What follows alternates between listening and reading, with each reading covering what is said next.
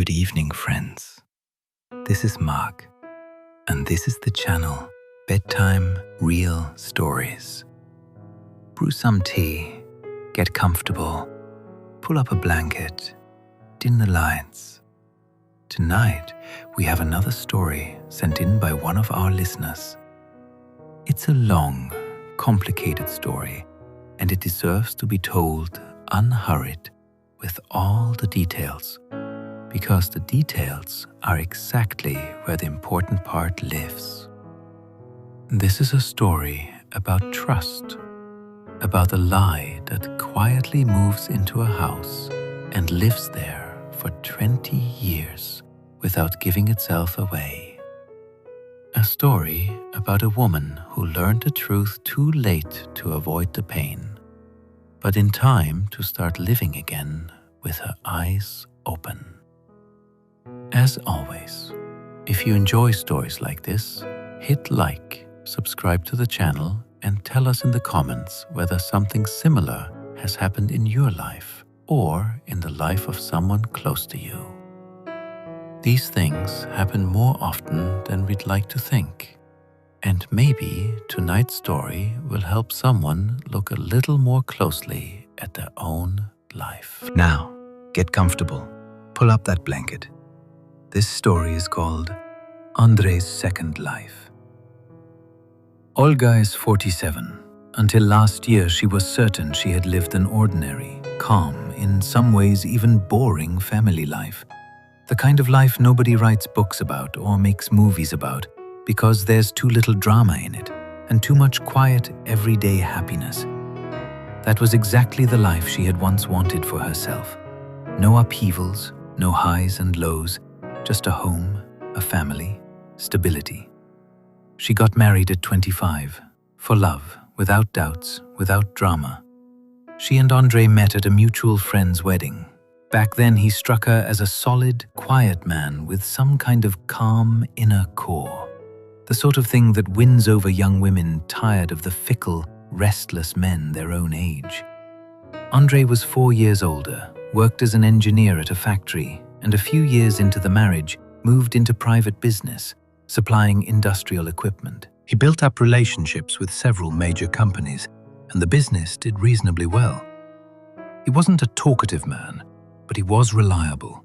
That's how everyone knew him. Neighbors, relatives, business colleagues. Andrei is a golden man, Olga's mother used to say. And Olga agreed, genuinely proud of her husband. He never forgot birthdays, always fixed whatever broke around the house, never raised his hand or his voice, was an exemplary father. At least, that's how it looked to everyone observing their family from the outside. They had 2 children, a son, Maxim, and a daughter, Nastya. At the time of this story, Maxim is 21 and studying at an institute in another city. He comes home for holidays and the occasional weekend. Nastya is 17, finishing school, dreaming of studying journalism. An ordinary family, an ordinary 3-room apartment in a residential district, an ordinary summer house out of town where they went every summer. With garden beds, a swing set Andrei had built himself when the kids were little, a barbecue pit around which the whole extended family gathered on weekends. On holidays, the relatives from both sides gathered around a big table, aunts, uncles, cousins. Olga and Andrei's home was considered the family's gathering place. It was where everyone most often came together for New Year's, birthdays, and the May holidays. If someone had asked Olga 3 years ago whether she was happy, she would have answered without a second thought, with a light smile. Yes, of course, happy. How could it be otherwise? But there was one detail she'd grown so used to that she'd stopped noticing it at all. The way you stop noticing the ticking of an old wall clock that's hung in the house for years. Andrei often went on business trips. At first, once every 2 or 3 months, then more often, especially in the last 5 to 7 years. He explained it by the nature of the work. Suppliers, warehouses, meetings with partners in other cities, the need to personally oversee logistics and equipment quality. He mostly traveled to the same city, some 400 kilometers from their home. Let's call it City N. He went there regularly, sometimes for 2 days, sometimes for a week, occasionally even longer if, according to him, supply issues came up. Olga never asked unnecessary questions. In their family, it was understood that you trusted each other, a kind of unspoken agreement that had formed in the early years of the marriage. He didn't interrogate her about who she'd had lunch with or what she talked about with her friends, and she didn't interrogate him about business trips and meetings. It seemed to her a sign of a healthy, mature relationship, not simple blindness in a woman too in love with her own life to look closely at it. Looking back, years later, she would come to understand there had been warning signs, and not one or two, but quite a few. She simply preferred not to look at them too closely, because it was easier and calmer to live that way. The first warning sign came when Maxim was about 7 and Nastya was 3. The whole family went on vacation to the seaside, to one of the southern resort towns where middle-income families usually went.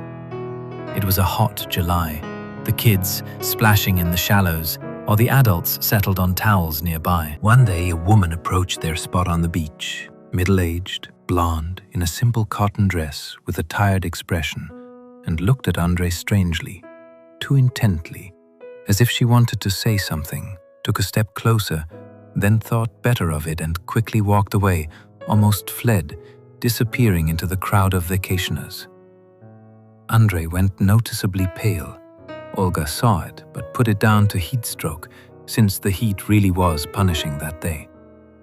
When she asked who the woman was, he answered curtly, "No idea. Must have mistaken me for someone else. Happens all the time at resorts. Everyone mixes people up." She believed him, not thinking much of it. Plenty of random people on a crowded beach. The second warning sign came later, when Nastya was about 10. Some 7 years after the incident at sea. Andrei came back from another trip to City N with a fairly deep cut on his forearm.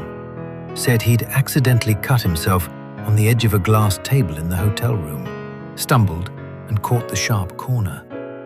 It was a serious cut. He needed several stitches at the emergency clinic once he got home. Olga worried a great deal at the time, tended the wound, changed the bandages, scolded him for being careless. A minor thing, it seemed. A domestic accident could happen to anyone. But one day, years later, Olga would learn where that cut truly came from, and she would feel physically ill at how absurd, how simultaneously ridiculous and cruel the real explanation turned out to be. The third warning sign was the phone. For as long as Olga had known him, Andrei had always kept a separate work phone in addition to his personal one. He explained it by saying clients and partners needed to be able to reach him at any hour, while he kept his personal number just for the family, so work wouldn't intrude on home life. The logic seemed reasonable enough, even admirable. Plenty of entrepreneurs really do separate work and personal communication that way. But that work phone never left his side, not for a moment. Even at home, even at night, it lay under his pillow or in the pocket of the bathrobe hanging on the hook by the bed. If it rang during dinner, Andrei invariably got up from the table and went to talk in another room, so as not to disturb everyone, as he put it. Olga took this for a professional habit of a responsible businessman. How wrong she was. There was also a fourth detail, less obvious at the time, but, as it would later turn out, quite telling. Every year, in early March, Andrei went on a trip lasting at least 5 or 6 days, longer than usual. Olga had gotten used to it and never asked why March in particular turned out to be such a busy month for his business. Much later, she would learn that March was exactly when Paulina, the daughter Olga didn't yet know existed, had her birthday, and Andrei always made sure to schedule his visits to City N so as not to miss the occasion. A child's birthday that his lawful wife knew nothing about. Living with a person for 20 years, you stop seeing them as a separate human being with their own inner universe, and start seeing them instead as part of the scenery of your own life, like a tree in the yard, like the familiar road to work, like the creak of floorboards in the hallway you no longer notice. You stop asking questions because it seems all the answers are already known.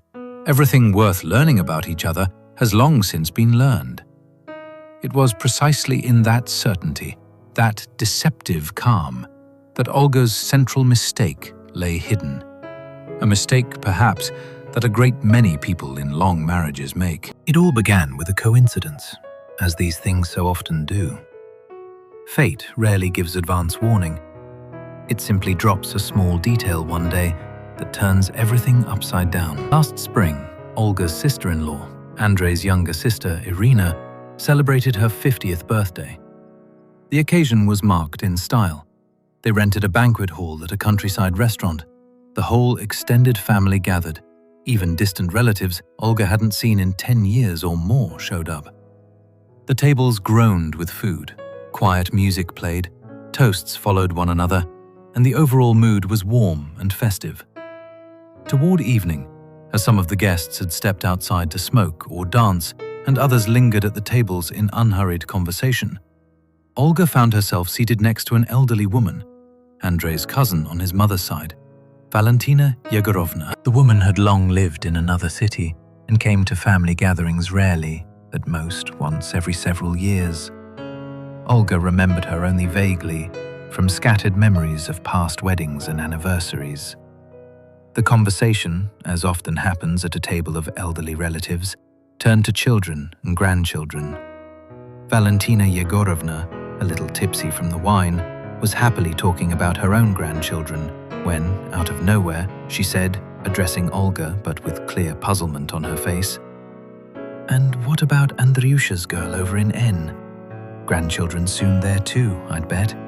His daughter's all grown up now, probably thinking about marriage herself. My, how time flies." Olga froze, glass in hand, as if doused with ice water.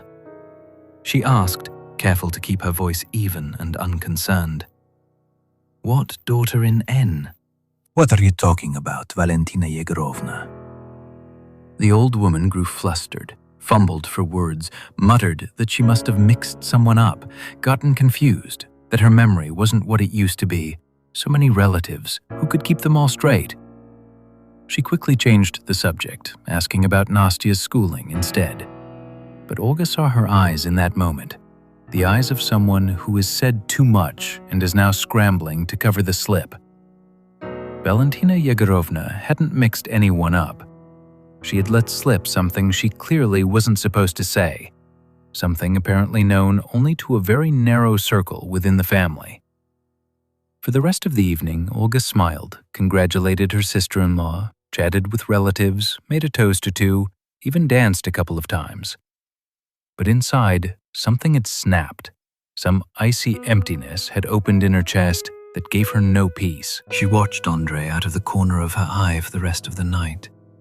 He joked cheerfully, poured wine for the guests, hugged his nephews and nieces, posed for photos with his sister.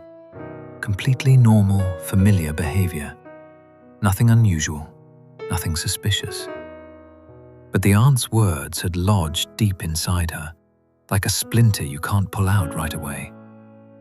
On the drive home, as the city slid past the windows in yellow streetlight, Olga couldn't hold back and asked him directly, trying to make her voice sound as casual as possible. "Andrei, what did Valentina Yegorovna mean about some daughter of yours in City N? She said your daughter there is about to get married." He hesitated for a second at the wheel. Barely a second. But it was enough for Olga, who had known her husband for 20 years, to understand. Something wasn't right. Something in that hesitation was wrong. Then he laughed. A little too loudly and theatrically, it seemed to her, for the situation. Called his aunt a senile old woman, said she always mixed things up, that she'd had these odd moments before too, mixing up names, mixing up events, sometimes even talking about long-dead relatives as if they were still alive. "You know she's 82. What do you expect?" he added with a smirk. And with that, the subject seemed closed. Olga almost believed him. Almost. The explanation sounded logical enough. Valentina Yegorovna really was quite elderly, and Olga herself had noticed similar oddities in her speech once or twice at past family gatherings. But the splinter remained, lodged deep, and no amount of willpower could pull it out. A few days later, Olga caught herself, alone at home, opening her husband's old laptop, the one he hadn't used in years, kept in the back of a closet for some paper archive or other, and searching for something without quite knowing what. She found nothing incriminating that time. Either he'd cleared everything out beforehand, or she really was looking in the wrong places. But she couldn't stop now. That particular curiosity mixed with fear, which, once awakened, doesn't fall back asleep. The following weeks turned into a quiet, exhausting, almost detective-style investigation that Olga conducted in secret from everyone, even from Svetlana, her best friend, with whom she usually shared absolutely everything. She felt genuinely ashamed of herself, ashamed for suspecting a husband she'd lived side by side with for 20 years, raised 2 children with, shared both good times and hard times with. Ashamed of turning into the heroine of some cheap detective show, secretly rifling through other people's things and phones. But intuition is a terrifying, merciless thing. It gives you no peace, doesn't let you sleep soundly until it gets its final answer, whatever that answer turns out to be. Olga began noticing details she'd previously brushed past as insignificant trivia.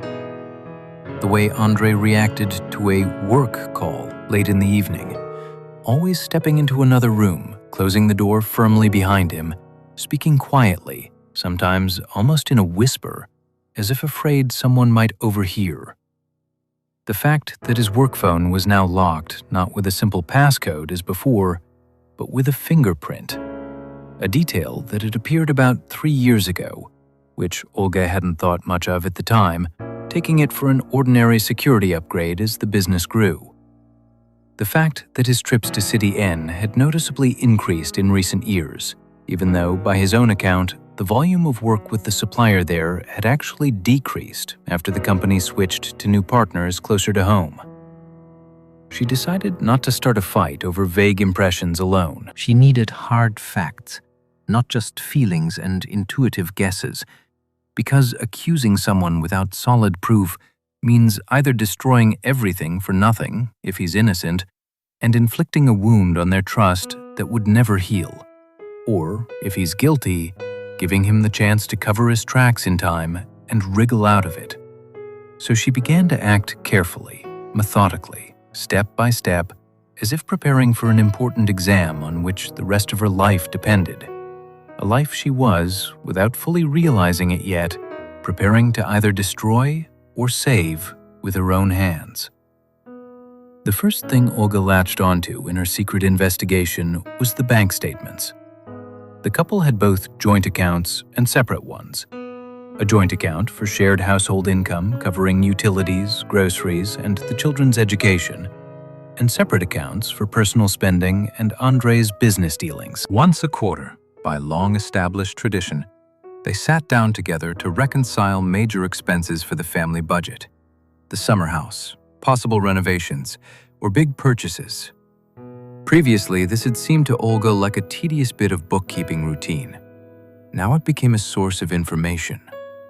Going through old statements from several years back, she had access to some archival data as a co-borrower on their mortgage. Olga noticed regular, steady transfers to the same name, a woman's name, Marina Sergeyevna K. The amounts weren't huge, not the kind that would immediately catch the eye, but they were regular, monthly, as if this were some permanent, established line item woven into the budget right alongside the utility bills. The payment description read only a dry, uninformative, financial assistance. She didn't grasp the significance of the discovery right away. Maybe, Olga thought, trying to find a reasonable explanation.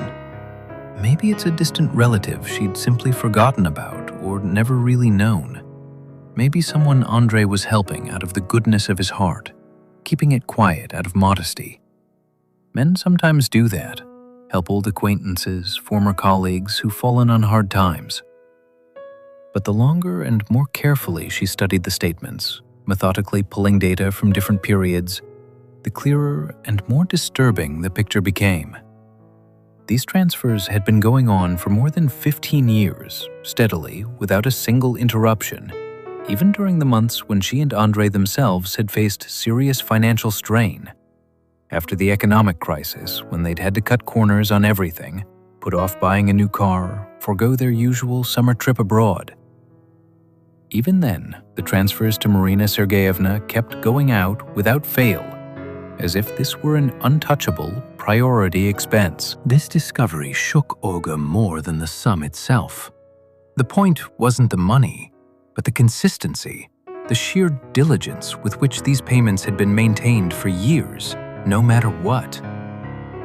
Next, emboldened and frightened in equal measure by her first find, Olga discovered in his old email, the password to which she happened to remember, since Andre hadn't changed it in years, the carelessness of people who've grown certain of their own untouchability can sometimes be astonishing.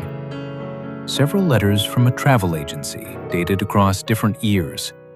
Hotel bookings in City N for 2 people. Not one guest, as one would expect for a business trip, but specifically 2. The date of one such booking matched exactly with one of his business trips from 3 years earlier. A trip Olga remembered well because that was when he'd been unable to attend Maxim's graduation ceremony at the Institute, citing urgent negotiations. Olga sat over these emails for almost an hour, rereading them again and again, as if hoping the text would somehow change, that some innocent explanation would surface. Maybe he traveled with a business partner, maybe with a colleague. But her intuition, now fully awake and sharpened, told her, no, this was something else, something personal. She felt the ground genuinely give way beneath her, but she kept searching, no longer able to stop. The next discovery was photographs buried deep in the archive of an old cloud storage account she'd also found access to. Remembering that a few years earlier, she'd helped her husband recover a forgotten password after his phone malfunctioned, and the login details had simply stayed in her notebook ever since. There, in this long-forgotten archive, were photos of a home, but not their home. A spacious, bright apartment, furnished with obvious taste and evident means. Modern furniture, paintings on the walls, large windows looking out over some unfamiliar city skyline. On the walls of this unfamiliar apartment hung framed family photographs, and in these photographs, to her horror, Olga recognized Andre. Younger, more relaxed, smiling more openly than she had ever seen him at home in their own family. Beside him in most of the pictures stood a woman, attractive, dark-haired, slender, about 5 years younger than Olga herself, with the warm, homey smile of someone entirely secure in her place in the world. And beside them, in photos spanning different years, children, a boy and the girl.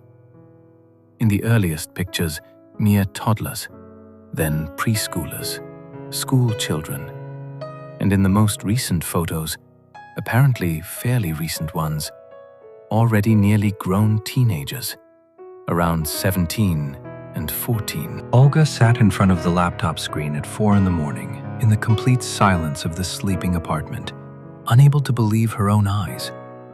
Her husband had a second family. Not a fleeting affair, not a casual fling on a business trip that one might regret and forget.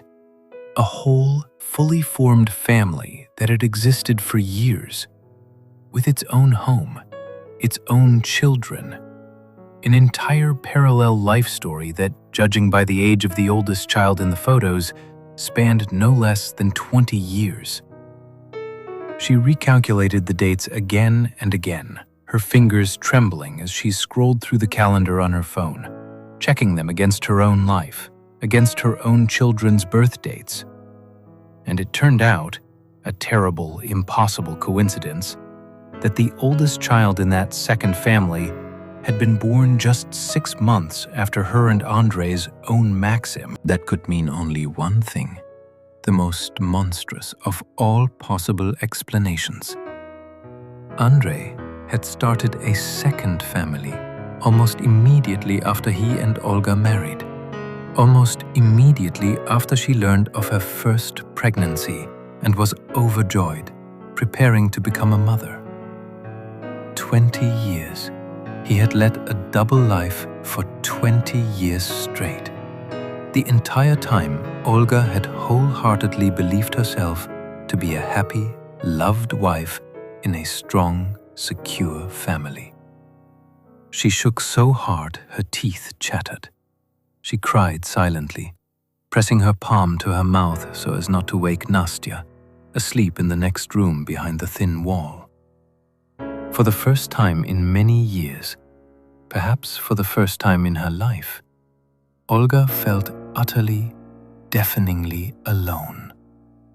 Sitting next to a man asleep in the next room, a man she, as it turned out, had never truly known, despite 2 decades of life together. The woman in the photographs was named Marina, the very same Marina Sergeyevna from the bank transfers, whose name had appeared in the statements for months, remaining for Olga just an abstract combination of letters until it acquired a face, a voice, an entire life story.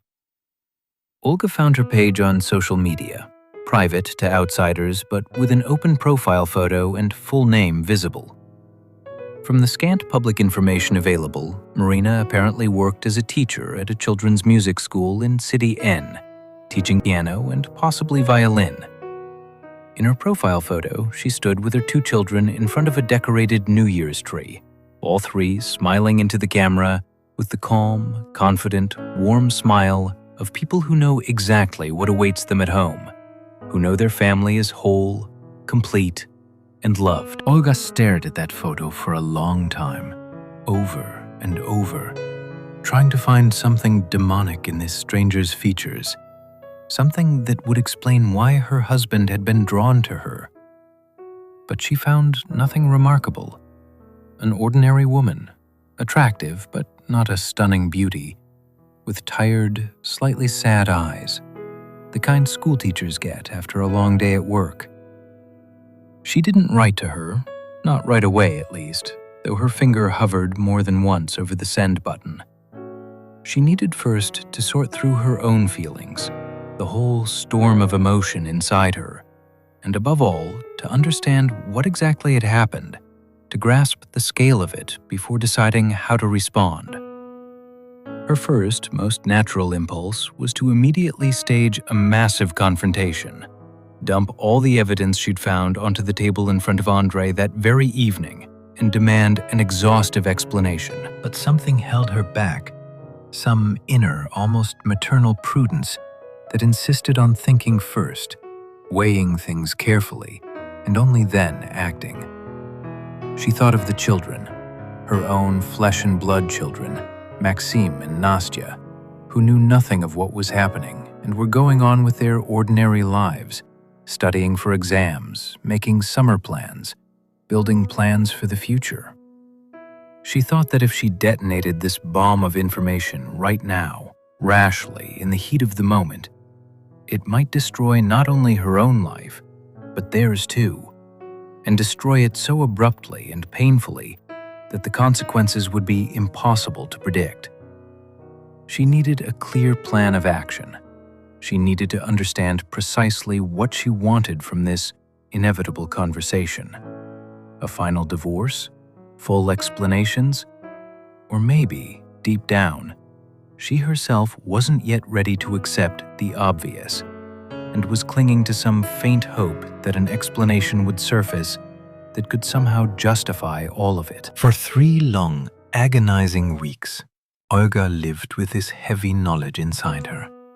continuing out of sheer momentum to cook dinners, ask the routine, "How was work?" at the table, smile through another family lunch with relatives, keep up small talk with friends, as if nothing had happened.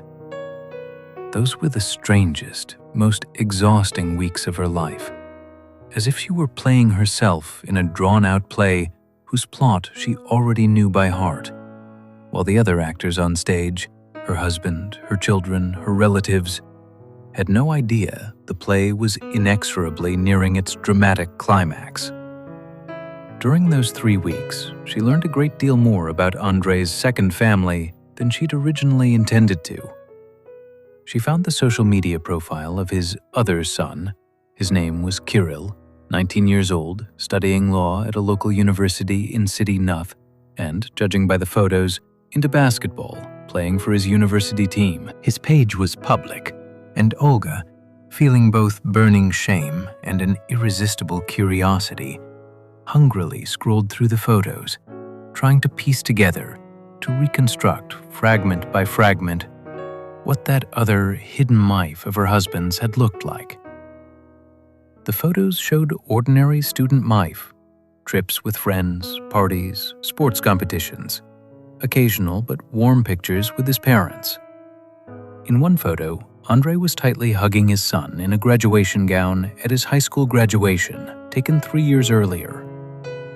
On that exact day, as Olga later carefully checked against her own old calendar entries, Andrei had supposedly been at critical negotiations with a metal supplier and simply couldn't make it to their own daughter Nastya's parent-teacher conference, even though she had asked him repeatedly to be there, since it was the day teachers were reviewing the term's results and discussing enrollment into senior classes. Marina and Andrei's daughter was named Polina, 16 at the time. She had her own page full of photos from music competitions and concerts. She played violin, and judging by the number of certificates and awards visible in the photos, played quite well, was clearly a source of pride for her music school. In one photo from a regional music competition, Andrei sat in the front row of the audience, holding an enormous bouquet of white roses, beaming with fatherly pride, giving a standing ovation. The date on that photo matched to the exact day, a date when he'd supposedly been away at the warehouse in yet another city on urgent company business. Every new detail was, for Olga, its own separate blow, no less painful than the very first discovery. She wasn't looking at some abstract, faceless act of infidelity, a fleeting affair without history or substance. She was looking at an entire, fully realized parallel life, filled with the very same simple family joys she herself knew well. Graduations, concerts, family celebrations. Except this life had been carefully hidden from her, just as her own family life had, in turn, been carefully hidden from that other family. 20 years of parallel, perfectly synchronized existence, neatly divided between 2 different cities, like 2 entirely different books standing side by side on the same shelf, which, by the design of their shared author, were never meant to touch, never meant to have their pages cross. The hardest, most devastating discovery wasn't even the existence of a second family in itself. As harsh as it may sound, affairs happen. People make mistakes, fall in love, give in to weakness. What proved hardest to bear was the sheer scale of the planning, the organization, the meticulousness behind this years-long deception. This wasn't a spontaneous affair that had spiraled out of control and dragged on longer than intended.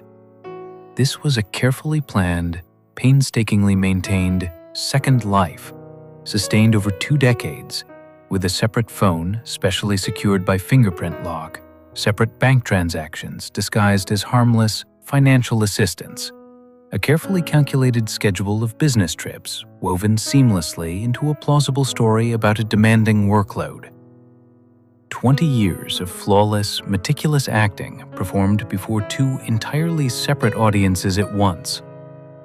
After 3 exhausting weeks of inner silence and loneliness, Olga finally understood with total clarity that she could no longer go on living this way, pretending, acting out the familiar family routine. She physically could not sit at the same table with Andre without betraying her true feelings, could not look him in the eye, keep up empty conversations about work and the weather. She could not sleep beside him in their shared marital bed, acutely aware every night that lying next to her was a man whose life was, at least in part, perhaps more than in part, made up of a carefully guarded secret. She needed either exhaustive, honest explanations or to close this agonizing question for herself once and for all. She decided against staging an impulsive, emotional confrontation at the kitchen table the first chance she got, choosing instead to approach this inevitable conversation as prepared and composed as possible, armed with facts.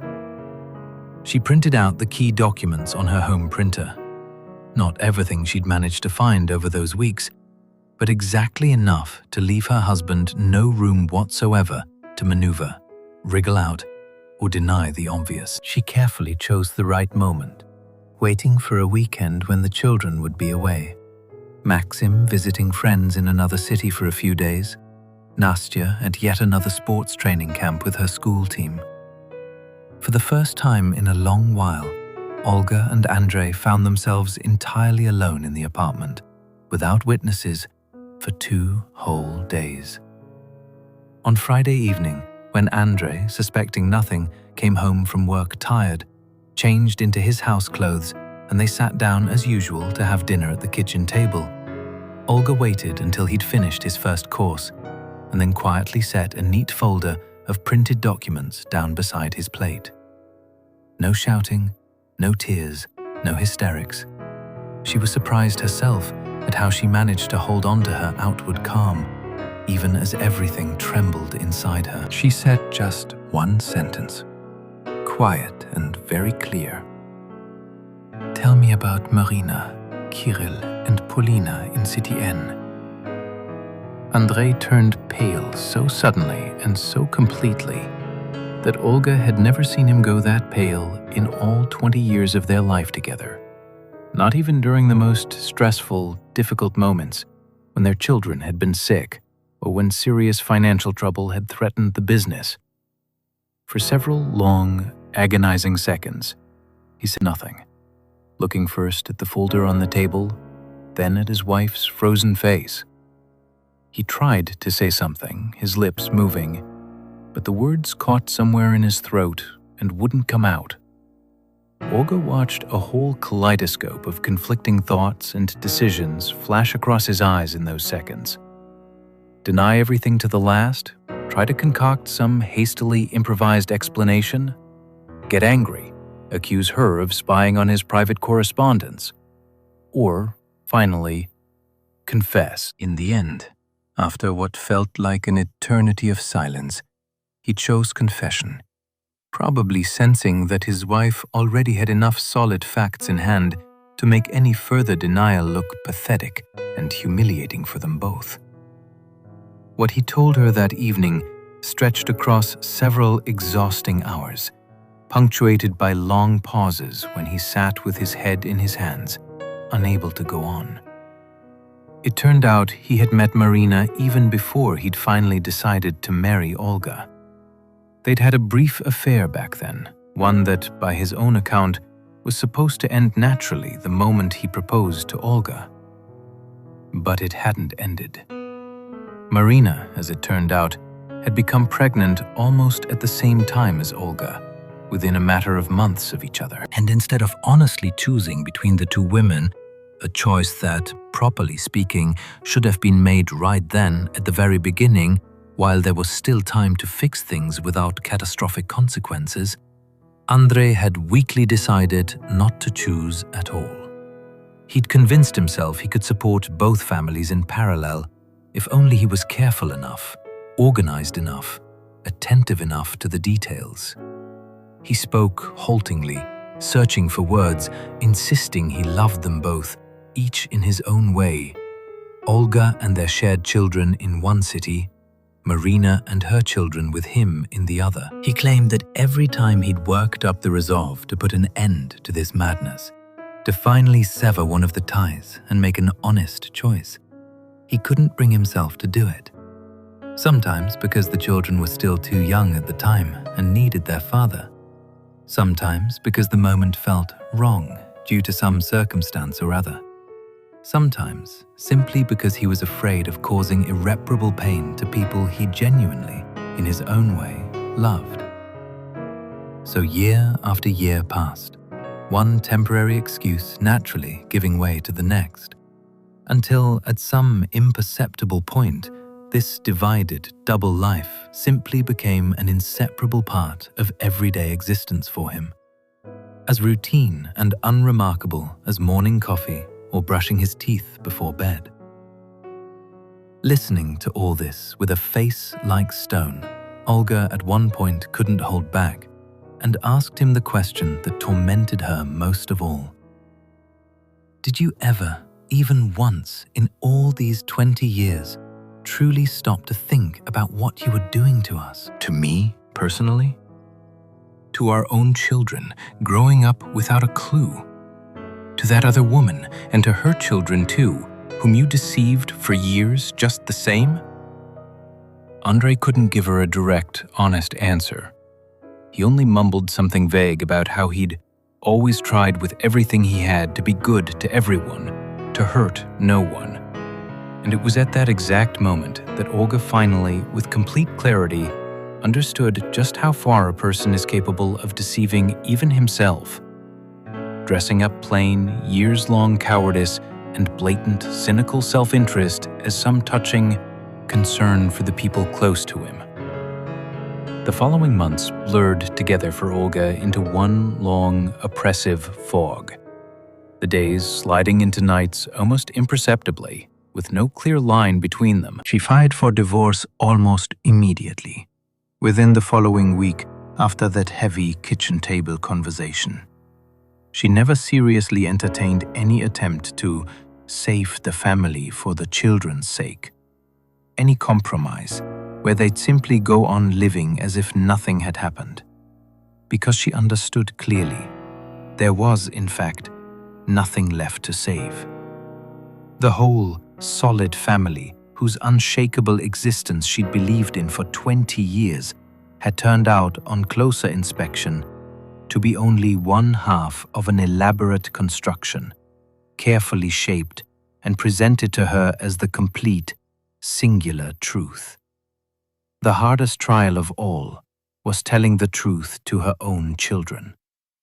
Maxime, upon learning what had happened, withdrew into himself for several long weeks, nearly stopped speaking to his mother, and completely stopped answering his father's calls, ignoring even his most insistent messages. Nastya, only 17 at the time, perhaps the most vulnerable, most fragile age for a family shock like this, took the news extremely hard.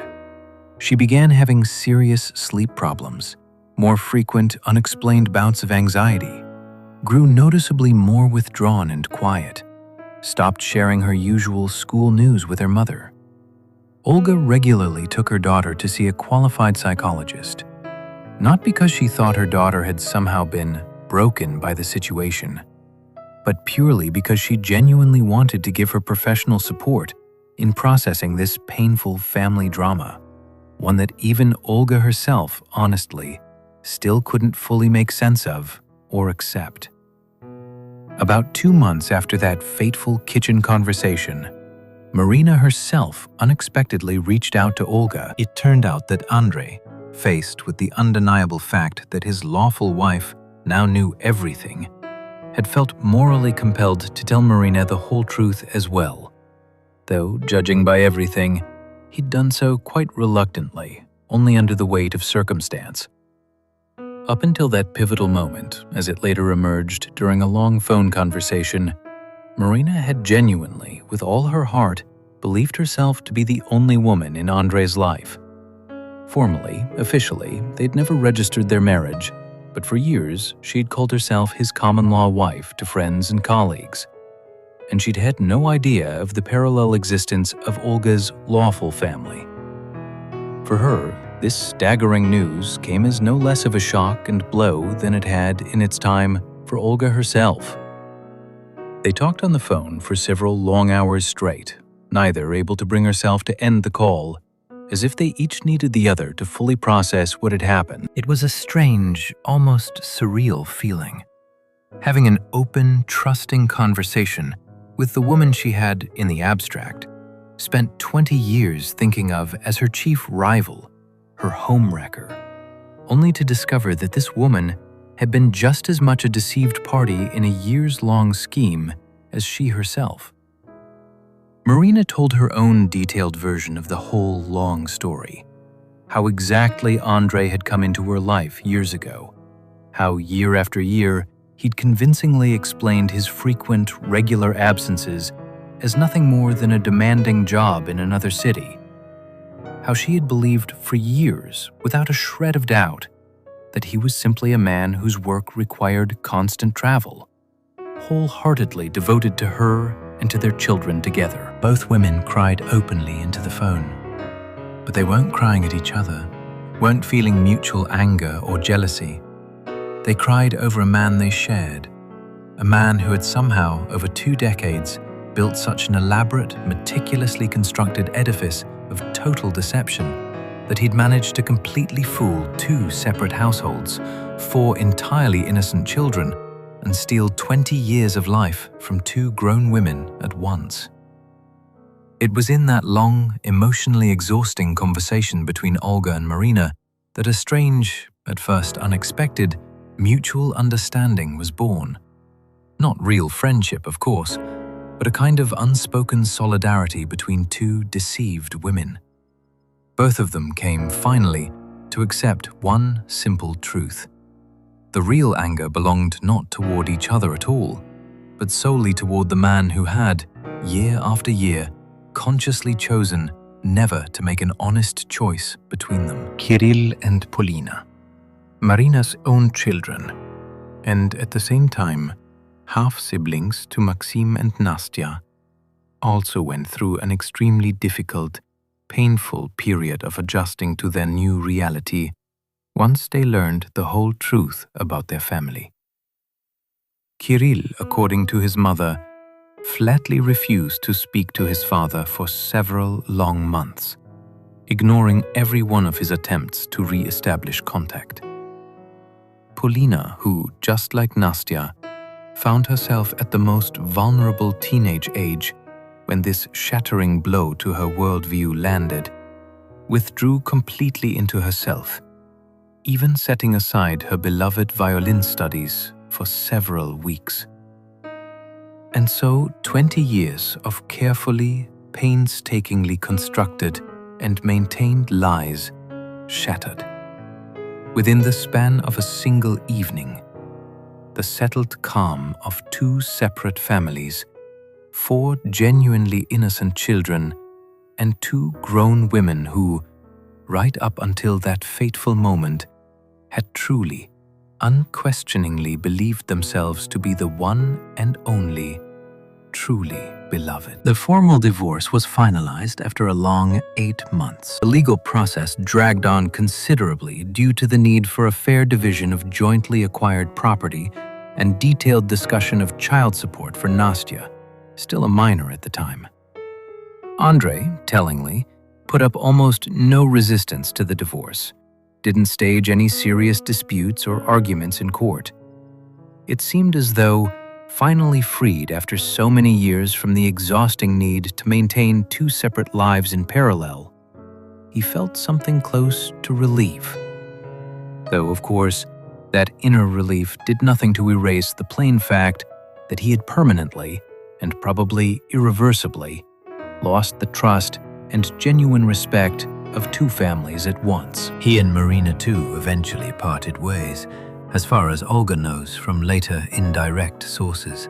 Though she learned this particular fact secondhand, since after those first few candid phone conversations in the months right after the deception came to light, her contact with Marina gradually faded on its own.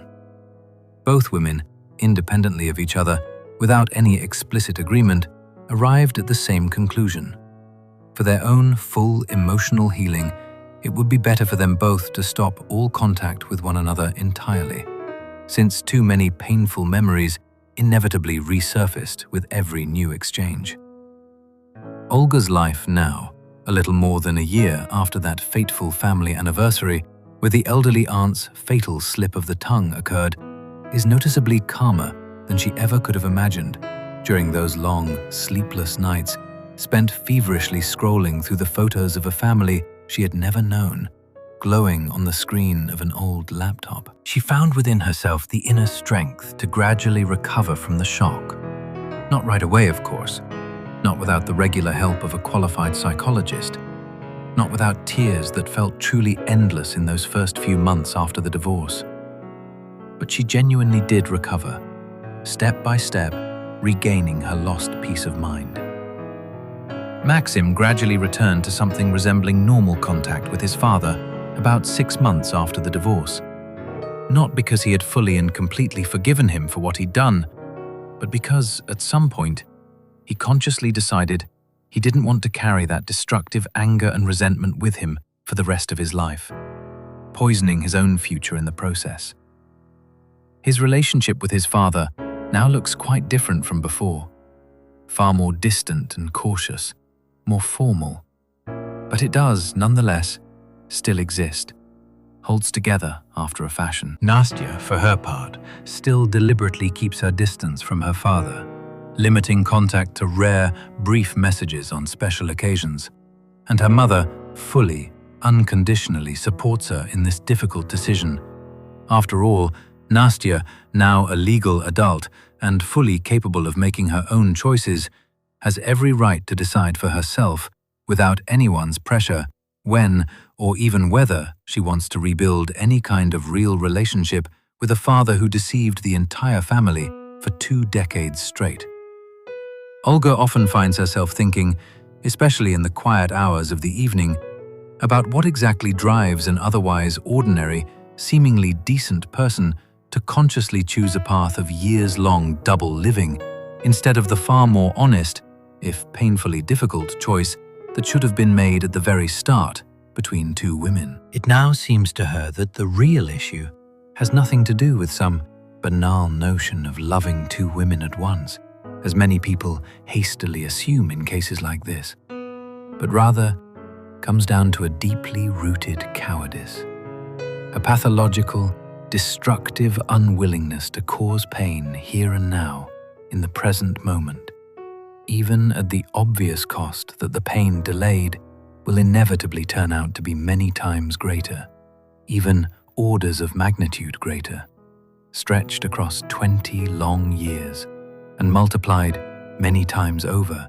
by the number of crippled human lives caught up in that lie. The most bitter, but at the same time, most important lesson Olga has taken away from this whole difficult ordeal is this. The 20 years of genuine, complete family happiness she still clearly remembers and carefully holds onto in her memory were not, in fact, fake or illusory for her personally. She really was happy, without any pretense, throughout those years. She really did love her husband sincerely. She really did trust him completely, unconditionally. The fundamental problem is not that her own feelings over those 20 years were somehow false or performed. They were, without question, entirely real and sincere. The real underlying problem is only that the man who had been by her side all those years chose deliberately to live a fundamentally dishonest life, fully aware the whole time that sooner or later the truth would inevitably come to light and mercilessly shatter not just one, but several intertwined human lives at once. Today, Olga is patiently but confidently rebuilding her own life from scratch, without the irrational fear of before, but also without the naive trustfulness of earlier years. She has learned through bitter personal experience the true price of real trust and the true price of her own inner intuition, which she had, for far too long and far too insistently, silenced with a comfortable, convenient unwillingness to see things that were plainly right in front of her. And if someone were to ask her today what exactly she would say to her own younger self, the 25-year-old happy bride standing at the altar on the eve of her long-awaited wedding, she would answer without a moment's hesitation, "Trust your chosen partner with all your heart, but never, under any circumstances, be afraid to ask yourself and those around you the truly uncomfortable, sharp questions." Sometimes convenient, familiar silence protects not sincere love at all, but the most ordinary, banal lie. That's tonight's story, friends. Heavy, honest, and sadly, far from as rare as we'd all like to believe and hope. Olga shared with us not just another story of betrayal and marital infidelity, but a deeper story about how important it is to truly trust yourself, to listen to your own inner intuition, and about how true inner strength doesn't lie in never facing pain and upheaval in life, but in finding, after living through that pain, enough strength and courage within yourself to keep going, to build a new, honest life. If this story truly moved you the way it moved me in its time, be sure to hit like and share it with the people close to you. Maybe it will remind someone right when they need it that there's no need to panic and fear the truth, however bitter and uncomfortable it may turn out to be. Subscribe to the Bedtime Real Stories channel so you don't miss our new episodes. And be sure to write in the comments below this video what you think about this difficult story. Whether something remotely similar has happened around you, to people you know, or to relatives. This has been Mark, as always. Take care of yourselves and of the people who are truly close to you. Until next time, friends, and good night.